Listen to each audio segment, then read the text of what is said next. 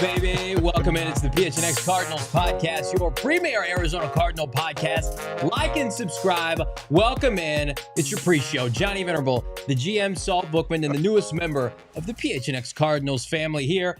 Former Arizona Cardinal wide receiver Brittan Golden joins the program now into the future. What's up, my man? How you doing, man? It's good to be here. Oh, we're fired up. We just keep adding playmakers to the squad. You're on tape delay, dude. What am I doing on tape delay? You're so used to being on StreamYard and waiting for that. Don't take this moment away from me. I was like, you can talk right now. Now we're gonna lose tonight because of how you treat me right now. Despite what Mr. Bookman is saying, we're really excited about the program we have for you tonight. It's gonna be fun. In all seriousness, Cardinals take it to Game 2 of the preseason under Jonathan Gannon. And while the Cardinals are making upgrades, we make upgrades with the 8-year NFL vet. We were talking about it before the show. Some of the best moments of this franchise recent memory you were a part of, Brittan. We were. Those were some very fun years playing football, too. I enjoyed it.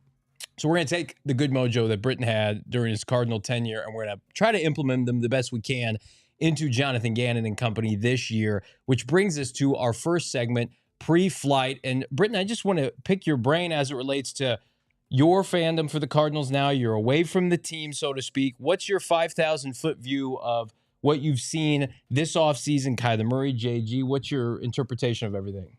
It's going to be interesting, obviously, until Kyler Murray gets back. I think Colt McCoy is a solid backup choice. He's played well his whole career. I think it's good to have somebody like that in the locker room that's been through it, and it's got experience and leadership qualities there. But I know everybody is itching for Kyler to get back. Other than that, it seems like the new regime has done a great job in getting guys fired up and ready to play this season. I got a couple guys that are on the team still that I know and talk to, so they're fired up. They feel like it's a little bit of change in the water, and everybody's ready to play some ball.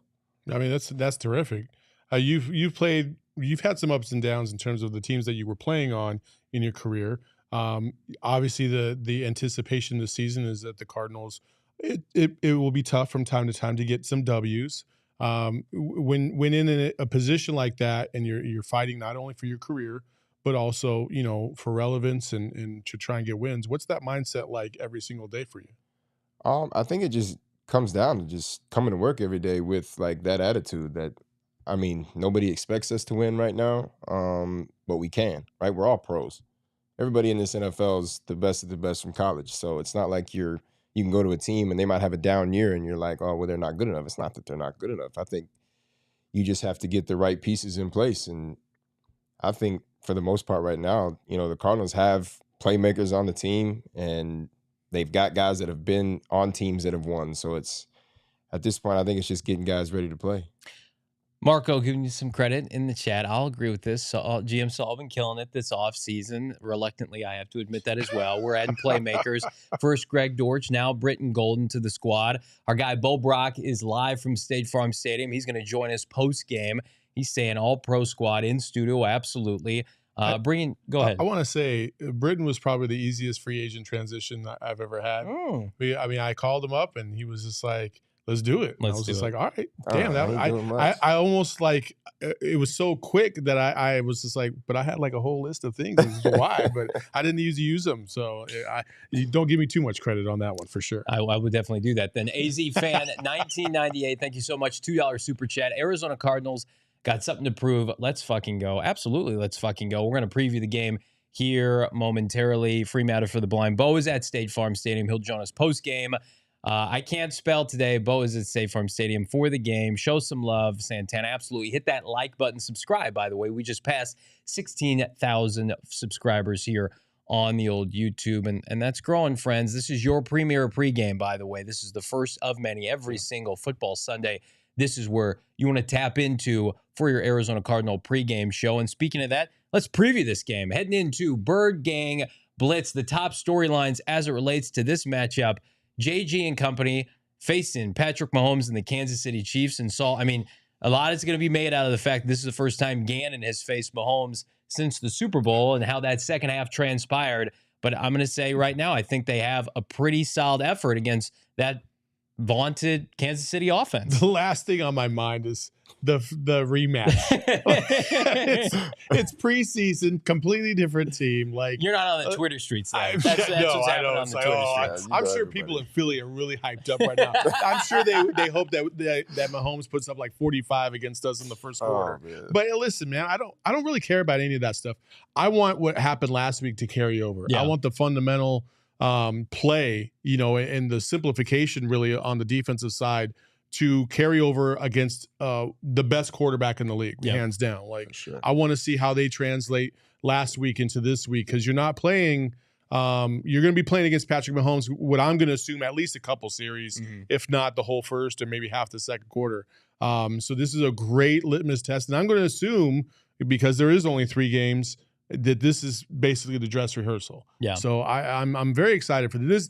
If there's any preseason game that you're going to get excited for, it might as well be against the Kansas City Chiefs, the defending world champions and the best quarterback in the nation. Yeah, Brittan, is there anybody defensively you got your eye on for the Arizona Cardinals? I like those young linebackers that they have in there, Simmons and Zaven Collins. Yeah. I mean, I think they're both like, they play fast, they play hard, they try to find the football at every point. So I love that. I love watching Budda Baker play. I got to play with Budda, so I can kind of see. I got to see firsthand how he plays the game, and he just flies around and has so much fun out there and so much pop at all times. It's like there's no regard for what's in front of him. So honestly, I think the defense, like you said, just simplifying it in the preseason and letting them go out there and play fast and with no worries about anything, I think that's a big win. Yeah, the biggest thing for this team, gentlemen, in my opinion, is can they generate pressure without a cornerstone 3 or 5 technique defensive lineman? I think their edge rushers are underrated. Now, we're not going to see all of them today. As Dylan in the chat says, no B. Joe Jalari, no Cameron Thomas, no Majay Sanders, right? They're working those guys back from a couple different nicks and bumps and bruises. But Zaven Collins looked good last week against Denver. What can he do? Dennis Gardeck's not my cup of tea. He's a little unconventional for my taste, but he had a sack last week. Did you play with Dennis, by the way? I didn't play with Dennis, but I love Dennis Gardeck. Okay. I love him. So Bo's a big fan. I struggle because he was a Vance Joseph guy. And Vance Joseph, I like to say on this show, Brittan, had his scholarship players. Basically, like, the best players didn't always play. There's a few coaches out there. Yeah, he liked his walk-ons. He did. And so Dennis Gardeck is unconventional. But if he's good enough, Brittan, for Jonathan Gannon, he's good enough for me. I'm telling you, they don't call him the barbarian for nothing. Okay. The man flies around. I swear, it's like a whole new face on there. When he gets in between, I'm telling you, in between those lines, the lights go on, it's just a different man. I love watching him play, man. One of the other things that we can keep an eye on, too, is defensive coordinator Nick Rallis. Hoodie Nick. Is going to be down on the field again this time, as opposed to up in the booth. Yeah. Because earlier in the week, he said he was going to go back up to the booth, but he's going to give it another go on the sidelines just because he feels like he can have more of a hands-on approach with the players. I wonder what that's going to look like. Listen, it's drastically different from last week to this week, right? In the type of personnel that you're going up against. So I'm kind of curious to see how this defense is going to play and if him being on the field has an impact one way or the other. Yeah, he's the youngest coordinator in the NFL, offense or defense. I think he's only 29. Yeah. And I think I'll say this, I think he's a head coach in waiting here in the next 3 to 4 years. And I think we saw the cusp of what this defense can be last week. I know it was shitty Denver, and the Broncos, in my opinion, are one of the most overrated teams in the NFL. Their offensive line isn't very good. Russell Wilson looks washed. But this is the game, in my opinion, gentlemen. I don't want to make too much out of this. If the Cardinals play well defensively against Patrick Mahomes for however long he plays, right? If they give up one score, maybe a field goal, like, I think people need to start perking up that are outside this show and maybe some of the local media, national media, and say, okay, wait a minute. Is Jonathan Gannon elevating the talent that was already in-house? Because my biggest thing with Vance Joseph was I thought there was talent here, right? I know they let Byron Murphy and Zach Allen go, but Vance Joseph, I think, was a detriment to some of these young players. 1,000,000%. Listen, I'm not going to say the preseason games don't matter because I remember a team back in 2005 when they opened the stadium that absolutely destroyed the Chicago Bears in the preseason and then played them on Monday Night Football. And unfortunately, the fourth quarter didn't go ideal. But they beat the brakes off of them in Matt Leinart's first start against the Bears, who were at that time undefeated. And Rex Grossman, Sexy Rexy, was throwing like picks left and right. Yeah. You know what I mean? So I think it's meaningful, and I'm looking for that carryover. It's significant if you can at least hold your own against, two phenomenal All-Pros in Patrick Mahomes and Travis Kelce. For sure. So it's not nothing. For sure. Well, let's go into my second major theme to watch for today, the battle for the running back number 2. So I'm going to ask Brittan if he knows who Keontae Ingram was. He was a top, I think, running back prospect coming out of Texas football and went to Texas, then transferred to USC. And the reason I bring this up is outside of James Conner, there's just a bunch of question marks at that position. They didn't go out and sign a Kareem Hunt, much to the chagrin of this host and this show, right? They signed Marlon Mack, and he looked good. Unfortunately, he tore his Achilles a couple weeks ago. So it's on now, the second-year player out of USC in Texas, to take hold of this job, and supposedly he's going to play today. Hey, I mean, this is one of those times, like we said in the preseason, where when you get your opportunity to shine, you're going to go with the ones. You're going to go against a ones, however many ones play for the defense. But like you said earlier, the dress rehearsal part, like, now that there's only 3 games, it used to be the third game was everybody's dress rehearsal. It's got to be this one. So if there's any game for him to go out and prove what he can do and take hold of that running back number 2 spot, this is the way to do it. You had a couple touchdowns in the preseason. What was your mindset going into these kind of games? Was it, I got to fight for my job. I got to excel. I got to jump over the guys that it's accessible for me to jump over? Because there are guys who are made on the roster regardless. Oh, yeah. I mean, at that point, you can't try to put too much emphasis in I've got to do something to be better than that person, because then if you're almost overstraining to do something, and that's where little mistakes come into play, and something that you know better than to make that mistake, but your mindset is so focused on how do I jump ahead in the depth chart in one game. It's not going to happen in one game. It comes through practice and games, and it's like you said, it's not a lot of time to do it, but I mean, you just have to have this mindset of control what you can control. If you're so caught up thinking about how am I going to make this roster, then you're not controlling things you control. You can't control if you make the roster. You can control factors and how you approach the game and play the game, and how if you make plays or not. But other than that, you're not going to make the big decision upstairs. When you played for Bruce Arians, and I know his reputation was like he was going to play the best players. Like that has not necessarily that did not necessarily carry over to the next couple of regimes. How is that one of those things where you just know going in, like, it doesn't matter, like they're always going to give this guy because he was drafted at this round, like the benefit of the doubt? Or is it the opposite where you're just like, I'm gonna destroy this dude and I'm gonna make him see? I mean, a lot of that just comes down to what type of person, what type of player you are down. I mean, BA's regime was great because you couldn't walk out of BA's practices, whether it was OTAs, training camp, you couldn't walk away saying I didn't get an opportunity to prove myself. Okay. Everybody got an opportunity. Now, what you did with that opportunity obviously determined where you were on that depth chart. And sometimes there's just guys that, when you play behind the Larry Fitzgerald, you know what's going on. Yeah. You know what I'm saying? Yeah, like, it was to the point for me where, and I had Larry here. There was Michael Floyd here. John Brown was here. Jerron Brown was here. Like, we had Ted Ginn here at a point. Like, there was a lot of guys in and out of this that were all pros and Pro Bowl type receivers. So it was, at that point when you have a room stacked so heavily, it's just the point of I just need to keep my name in circulation in this building. Yeah. Stay as relevant as you can. As relevant as you can. Make as many plays as you can. Keontae Ingram attempting to do that today, assuming he's going to be the starter. He's dressed. He's ready to go. Saul, you were at State Farm Stadium last year, in my opinion, his best game against New Orleans, Thursday Night Football. He and Benjamin kind of ran all over New Orleans.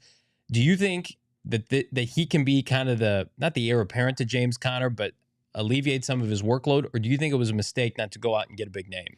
Well, I know you still are on the Kareem Hunt, he's watch unsigned list, still on the watch list. But I do think that at some point this season, James Conner or Keontae Ingram are going to get banged up. Yep.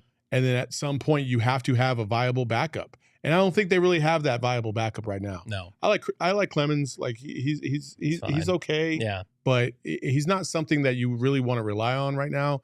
You need high level production. But I will also say this, guys sometimes are free agents for a reason. You know what I mean? For one reason or another. And there's probably just not a good fit right now. And so, but desperation causes action. Yeah. So if something also happens, you have that point too where there's guys that were free agents that just didn't get the right opportunity on the team they were playing for. True. You know, and you could True. come in and it just turns into, you know, another one of those situations where it was an undrafted guy that's now an all-pro. Yeah. And it just takes a season. Yeah. To turn him into a superstar. So. Very true. Running back is one of those positions. Is it interchangeable? Cardinals are going to find that out. We're going to find out what Clayton Tune looks like in his second consecutive NFL action. Clayton Tune, take two.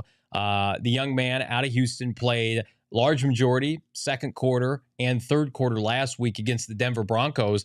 I thought he looked pretty good. I know people were up in arms. He missed a couple easy throws to our guy, Greg Dortch, Saul Bookman, but in my opinion, as the game progressed, he got more comfortable. People forget he was facing the ones at one point for Denver. What do you need to see from Clayton Tune, assuming that Colt McCoy has the first half? Yeah, don't overthrow our guy, Greg Dortch, number one and only. Yeah. Like, that's our guy. And everybody will jump down your throat, Clayton, if you do not hit you our guy. got one mulligan that's last week. That's it, man. We'll let that go. But, hey, no. Breakfast ball. Yeah. But for right now, listen, I love the way he bounced back in the second half, kind of retuned, no pun intended. Oh, nice. And really was able to push the ball down the field, got that effective drive, scored a touchdown.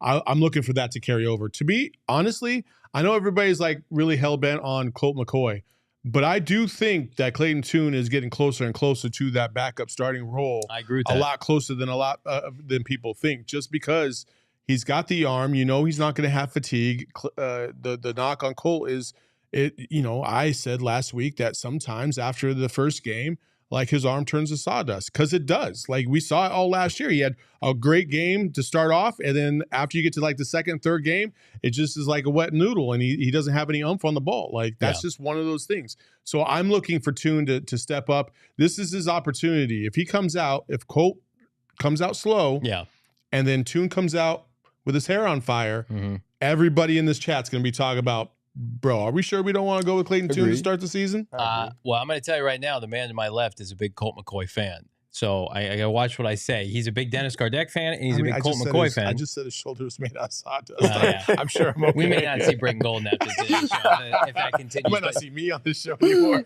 In all seriousness, number 12, I think nobody discredits what Colt McCoy has done for this franchise. Great ambassador for college and pro football. But he's 37 years old. Like, is it wise to be able to saddle him with the responsibility of being the bridge to whenever Kyler Murray comes back? I mean, like we was talking about it earlier, like it's a good presence to have for leadership and, getting guys ready to play and the professionalism side. But like you said, Clayton Tune played really well last week. Yes, he had some hiccups, but he showed that he can get in there and play, against top competition. And, it could. You never know. Like, if it comes into a swing where Colt struggles tonight and Clayton plays well, I mean, it's everybody's looking for the new young one too. Yeah, this is a young league. Well, we're also in the backup city of the nation. Like that's true. Like everybody in Arizona loves the backup. Like that's like the thing, right? Whether it be basketball, football, it doesn't matter. Like, and so I know that they're going to clamor for it if they see something worth clamoring for. Like I remember people clamoring for Colt McCoy to start over Kyler Murray. Oh, I know. That's ridiculous. We don't talk about that. Colt McCoy's the thing for him is, when he comes in the game, it will be managed correctly. Yeah. It won't be dumb mistakes that get put out there. He's been in this league for a long time, and he's played well in this league. He was obviously an amazing college football quarterback. Yep. So, he knows what he's doing. And you're just, like you said, you might not get the wow factor now. You're not going to get that wow factor at quarterback. No. Ironically speaking, you said an amazing college quarterback, and then his last play in college football was a bad shoulder. Yeah, that's bad. Nick in the chat, Pete Carroll looks better than Colt's ass. Have you seen Pete Carroll throw the ball lately? He was whipping that thing, man. He was. If you don't get off of that CGI bullshit they was putting out there. There's a video circulating, maybe from the Seahawks themselves, of Pete Carroll throwing the ball around Seahawks practice. And yeah, that was more than what I've seen Colt McCoy do at times at training camp this year, where he's pointing to people every third day because he's not throwing the ball. B's in the chat. This is a young man's game. Absolutely. Listen, Bo, it is disrespectful, but we're going to go there. I think at the end of the day, Colt McCoy, if you're convinced Kyler Murray is only going to miss 1 to 3 games, and you can, duct tape Colt McCoy together for that period of time, then that's what you do, right? That's the quintessential backup, 1 to 3 games. But if you're thinking Kyler Murray is going to miss a quarter or more of the season, there's no doubt in my mind we're going to see Clayton Tune at some point. Yeah, for sure. Jose has a good comment in the chat. He says, one thing for sure is this O-line loves their QBs. They'll try their best to protect the house. Go get in your training. Tune will hold it down. I would say that the offensive line also realizes that Colt McCoy is probably the better option right now, experience-wise. Yeah. And when you know that you have a bit of vulnerability behind you, you maximize your efforts to try and protect that vulnerability. So Fishbowl Flash, duct tape, bubble wrap, absolutely. Is he the smart bet, the safe bet? We'll find out. Speaking of bets, it's time to tap that app right now with our friends at BetMGM Sportsbook right now. Some live odds ahead of this matchup. Not the full robust game prop odds that you're going to get ahead of week 1, but here's some tasty nuggets that I like right now. Tapping that app. I'm here to make people money. Like, if you want to dabble on some of these odds in the preseason, you go big or you go home. I like Cardinals money line plus 240. Like, what are you going to do? Bet the Chiefs money line tonight? Come on now. And what? You spend $100 and make $40? That's not how we operate. I also like the under in this game last year in week 2, gentlemen, of the preseason. I think Kansas City against the Washington Commanders only scored like 19 points. I think the Cardinals can replicate another strong defensive performance, especially after Patrick Mahomes leads the game. And my BetMGM pick of the night right now in terms of the best value you can get, the Cardinals win by a touchdown to 12 points plus 1050. So if the Cardinals win by a touchdown, it's plus 1050. I put my money where my mouth is. I threw $10 on that. You should do with our friends at BetMGM. You're looking a little disheveled. Do you not like my bets? What do you think? I don't like that over-under. I think both teams will easily score over 40 I think we go points. Way over 40. Yeah. No, I mean, the Cardinals' offense was slow last week. You think the Chiefs are going to get there on their own, maybe? No. I think a combination of both teams. I think second half of the Cardinals. I think they'll put up 20 plus. I think it'll be something like 24-21 kind of thing. Okay. All right. Well, listen, to each their own, but of course, get it all right now with our friends at BetMGM. That was just a taste, ladies and gentlemen, of the superb betting action you can get BetMGM ahead of week 1. The props are insane. The deals are insane. The bonus bets are insane. Check it out right now. Prep for week 1. And in the meantime, dabble ahead of preseason action week number 2. That takes us to our last segment, gentlemen, in the cards. Prediction time. You can go score if you want. You can go chalk or some things that you anticipate will go down tonight beyond the score. Saul Bookman, I'll start with you. Ooh, I think Tune's going to throw for 2 touchdowns. Damn. Okay. I think that's one. I'm looking forward to. And then I actually think Isaiah Simmons is going to get an interception tonight. Wow. He had his chance last week and he fumbled the bag. He did. This time, he's going to at safety. He's going to come up big. Listen, I would love to see them kind of have like a reincarnated Legion of Boom back there with Thompson, Budda, and Isaiah Simmons. Okay. I want to see something like that for a little bit. Let's go. What do you like tonight? I think Dortch has a big night in the first half. I love that. Ooh, there we go. I mean, I was a fan of Dortch too last year. Young and just was not expected to be that guy coming out and then came in and just made play after play after play. So I think Dortch has a big night. I think Gardeck has another sack. Oh, wow. Okay. I Against love that Patrick motor. Mahomes. Yeah, I think, watch when it happens. He's winning the war of attrition right now because, again, he's not somebody they anticipated would be starting or in a rotation, and he's going to start the regular season opposite Zaven Collins as those 2 defensive end pass rushers, and I'll give him all his flowers. If we come on this postgame show for the 2nd consecutive week and that long-haired man gets after the quarterback and chalks up a sack, that'll be impressive. Marco in the chat saying, Chiefs 27, Cardinals 10. I'm not feeling that vibe. I mean, damn, come on, Marco. Listen now. Let's have It's some the good preseason. vibes. It is.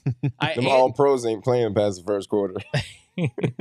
Fishbowl Flash, Paris Johnson Jr. to bully his opponent. Absolutely. I think Kansas City's defense, while they're well coached by Steve Spagnuolo, you can get after them. You can put points on them. I think, Philadelphia did a nice job in the first half of the Super Bowl last year. My prediction, and we were kind of robbed of it last week, I need to see Colt McCoy throw the ball downfield. I need to see. Why were we robbed of it? Because he only played one possession.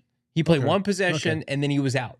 So it's like if you're going to play a quarter, 2 quarters, and this is, as you mentioned, the true dress rehearsal for week 1 at the Commanders, I'm with Dylan. I need to see the ball downfield, and I need to see it to Michael Wilson. I want to get your take on this guy because he very much taking Cardinal fan base by storm. We're the official hype train for the young man. I think he, Dortch, and Hollywood Brown, that's your threesome. The official hype train for sure.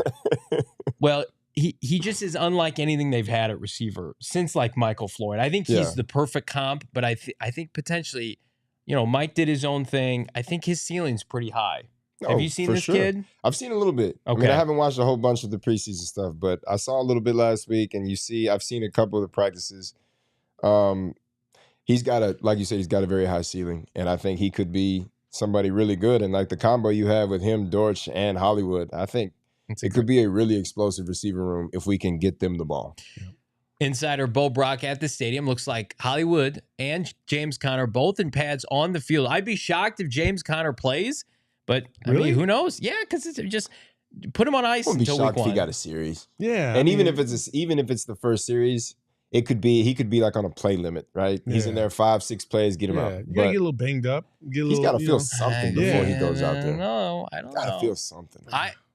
I love James Conner. I think he's going to be the workhorse of this offense, but we'll see. I guess the series can't hurt. It can't hurt if you subscribe to PHNX Sports here on YouTube. Ring that bell for all notifications because, especially tonight, the definitive Arizona Cardinal post-game show comes complete. Myself, Brittan Golden, Bo Brock, live from State Farm Stadium, breaking down the action immediately following the conclusion of Kansas City at Arizona. Thank you so much for hopping on your definitive pregame show with the Arizona Cardinals. Like this video for Saul Bookman, our newest member of the squad, Brittan Golden. I'm Johnny Venerable. We'll see you on the postgame.